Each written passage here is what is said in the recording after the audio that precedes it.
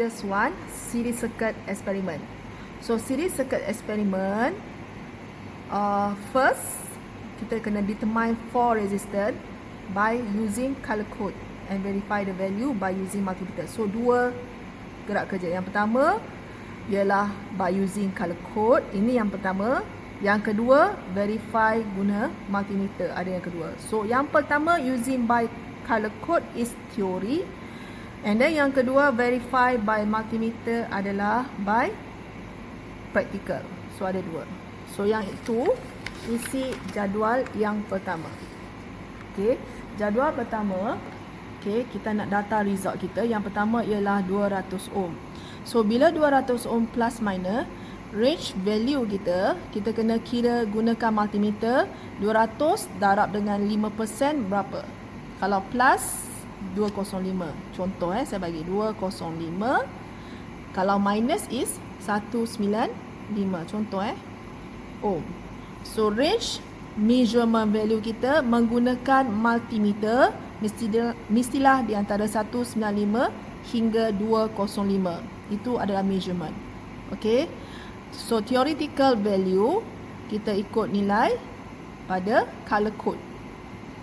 Pada range value kita kena plus minus dengan nilai 5% ni. Okay. Semua nilai 1 kilo kena plus dengan minus dengan 5% untuk dapatkan range value. So nilai range value ni perlu diisi siap sebelum membuat measurement value. Okay, measurement value kita gunakan multimeter. Saya menunjukkan cara menggunakan multimeter. Okay, first, selepas kita power on.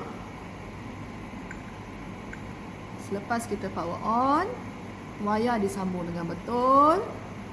Range ada titik dekat atas pemutar range ni yang ada titik bulat ni, itu menunjukkan arah ke mana penunjuk untuk menggunakan range yang betul. Okey. Nilai pertama kita adalah 200 ohm. 200 ohm. Sekiranya kita gunakan 200 ohm, dia akan overload. OL means overload. Okey. Kita kena pilih nilai yang lebih besar daripada nilai perintah. So kalau nilai perintah adalah 200, kita kena guna lebih daripada tu. Sebelah dia ialah 2 kilo, kita guna range 2 kilo. Okey. So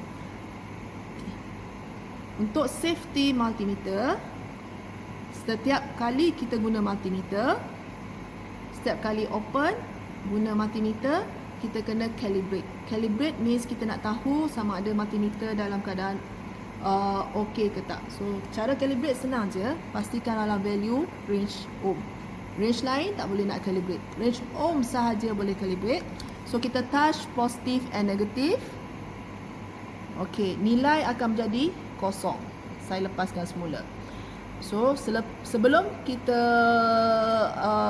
calibrate, bila kita off tak ada bacaan. Bila kita on saja, dia akan jadi overload. Okey. Kalau tak ada bacaan ni, kena angkat tangan. That's mean bateri dah berkurang. Okey. Bila saya nak calibrate sahaja, bila saya touch positif and negatif, merah dan putih, dia akan jadi suppose 0. Kalau dia overload, maksudnya wayar problem ataupun selalunya wayar lah problem. So suppose dia adalah nilai dia 0. Bila nilai 0, barulah awak boleh mulakan pengukuran. Kalau tak, nilai awak akan berubah. Sepatutnya awak kira 200 ohm, dia akan berubah jadi nilai yang berbeza. Okey, boleh saya start. So untuk nilai yang pertama, perintah yang pertama adalah 200. So saya letakkan positif and negatif dekat sini. So nilai dia mestilah dalam lingkungan 200 ohm. So 0.1998 because of 1K. 2K, sorry, kita gunakan 2K. So dia punya nilai dia dalam bentuk kilo. Okay, nilai dia dalam bentuk kilo. So ini menunjukkan nilai fix dia ialah 198. So nilai 198 masih dalam range 195 hingga 205. So kita letakkan nilai dia 198. Okay, gunakan pen. Sebab saya yang adalah buku rujukan, saya tak gunakan pen, pen lah. Tapi yang lain wajib guna pen. So measure kena adalah 198. Tolak dengan nilai teori kita. Teori awak kena letak fix lah, 200. Okay, letakkan 200 over 200 times 100%. So semua kena buat yang tu. Okay. So for data first result, kena completekan yang ini dulu untuk make sure that semua perintahan kita nilai dia sama macam teori. Okay. Okay, untuk seterusnya kita kena sambung lita. Okay, sambungan lita adalah in series. Bila in series, kaki 200 ohm yang keluar bersambung dengan kaki 1 kilo. Nampak? Kaki keluar 1 kilo bersambung dengan kaki masuk 15 kilo. Keluar dia, sambung. Nampak?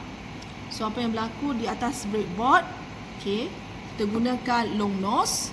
Kita sambungkan macam saya kata, dalam breadboard ni in one garisan menegak dia telah bersambung. So ini adalah R1 bersambung dengan R2. So R2 ni kita sambungkan dengan R3. Ya. So R4 ni bersambung dengan R3. So dari segi macam ni, ini adalah sambungan seseries. Okay. So bila kita dah sambung dengan seseries, kita boleh mulakan eksperimen. Okay. First, power supply. Ini adalah tombol switch on off. Switch on off AC or DC. Okay. Ini pastikan dia ada di tengah. For safety, awak dapat saja pastikan dia berada di tengah. Kalau dia ada di kiri atau kanan, putarkan ke tengah dulu. Okay, ini adalah pelaras nilai kita, pelaras value kita. So pelaras voltage ini pastikan dia ada tombol ni.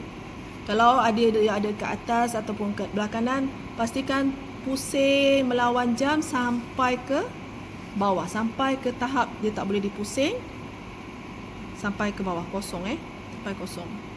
So ini adalah fuse, plug fuse.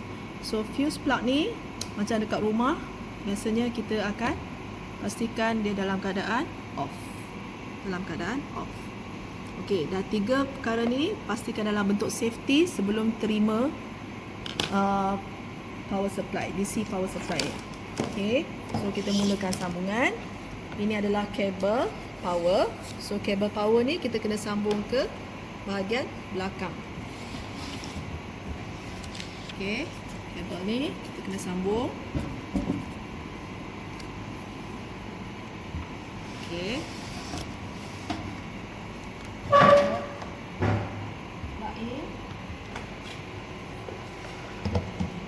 Turn on.